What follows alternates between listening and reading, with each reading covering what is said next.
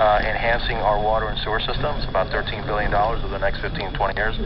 Sea level rise is part of the planning process, so we want to make sure that whatever we're in place today, so that our kids and grandchildren can enjoy it. And do you think that more sand is gonna do the trick? No, it's not just sand. I mean, it's one of the things. I mean, you're not, if you want to hold back sea level rise, if you want to, keep it at bay, there's more to that than just sand. Sand is, I'm just giving you an example of what the federal government can do.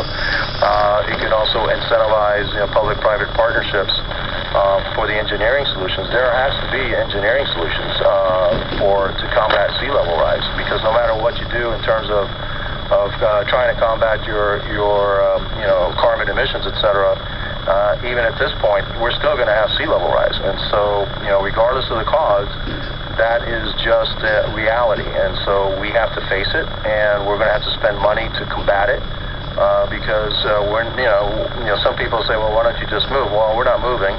We like it here.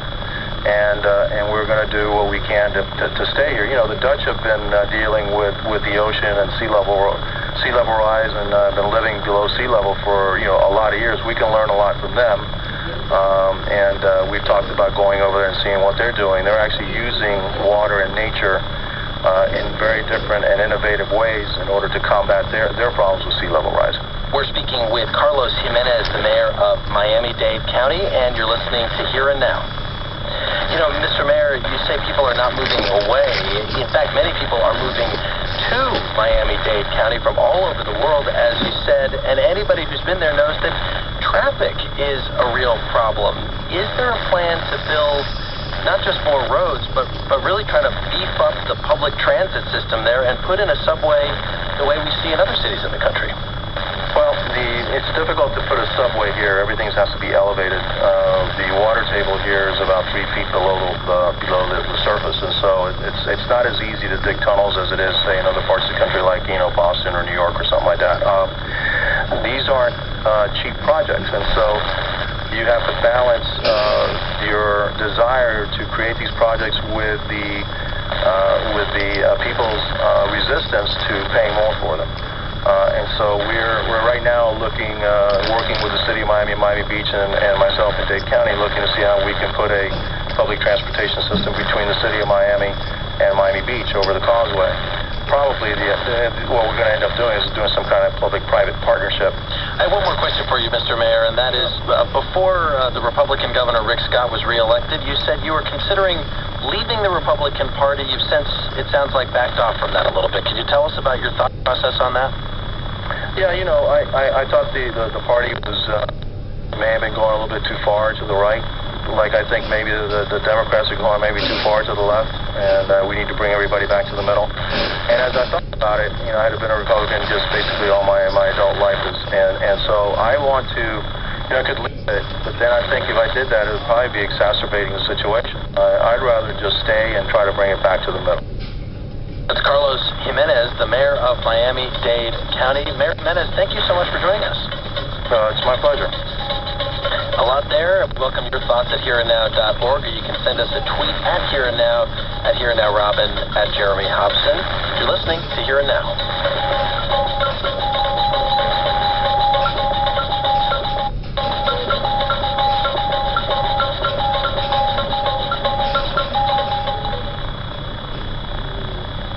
Funding for Here and Now comes from the new advice podcast Dear Sugar by Steve Almond and Cheryl Strait, author of Wild Now Motion Picture. The Dear Sugar podcast premieres Monday in iTunes. And Brigham and Women's Hospital, where real-time multimodality imaging is being studied to improve precision and surgery. This operating room can be seen at brighamandwomens.org/precision. Brigham and Women's Hospital, life-giving breakthroughs. This is NPR FM Berlin 1041 and online at nprberlin.de. Hi, I'm Jarl Moon, CEO of NPR. I'd like to tell you about a brand new music collection we put together here at NPR. It features NPR hosts singing popular holiday songs. Weekend edition host Rachel Martin and morning edition host David Green with Jingle Bell Rock. Jingle bell, jingle bell, jingle bell rock. Jingle bells swing and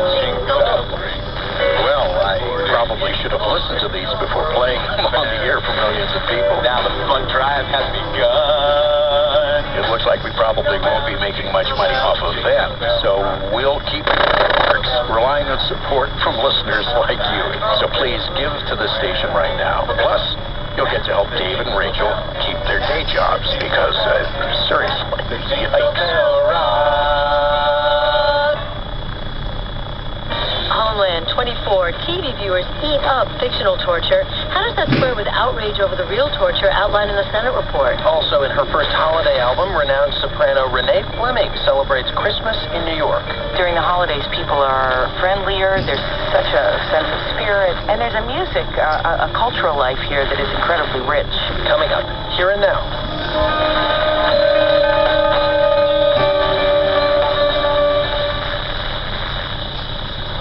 I'm Steve Brown with this news update.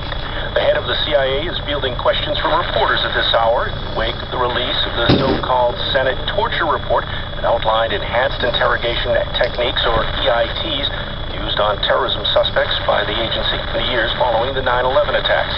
CIA Director John Brennan says the interrogation program did help the U.S. capture terrorists, thwart attacks, and save lives. But let me be clear. We have not concluded that it was the use of EITs within that program that allowed us to obtain useful information from detainees subjected to them. Critics have called the EITs a form of torture. The program was ended in 2009. The White House says President Obama will sign a $1.1 trillion spending bill if it is passed by Congress. House lawmakers are expected to vote on the bill today. The fate of the bill is uncertain, though. Factions of both the Democratic and Republican House caucuses have expressed objections to certain parts of the bill that were added over the weekend. White House spokesman Josh Earnest says that the president appreciates that House Republicans aren't undermining two of his top domestic priorities. This compromise proposal does not include riders that would significantly gut the president's ability to implement the Affordable Care Act or to implement the executive actions that would reform our broken immigration system. House Speaker John Boehner says he expects the bill to pass with bipartisan support, but added if not, members would likely be at work until Christmas. Even if the bill does not pass, a government shutdown is unlikely since short-term spending bills are expected to be approved. Online buying and the purchases of autos, clothing, and electronics perked up November retail sales in the U.S. The Commerce Department says retail sales rose a seasonally adjusted 0.7% last month. Figures indicate consumers have pumped up their holiday shopping. Despite initial signs within the retail industry, the Black Friday shopping plunged compared to the previous year. Sales are up 5.1% over the past 12 months.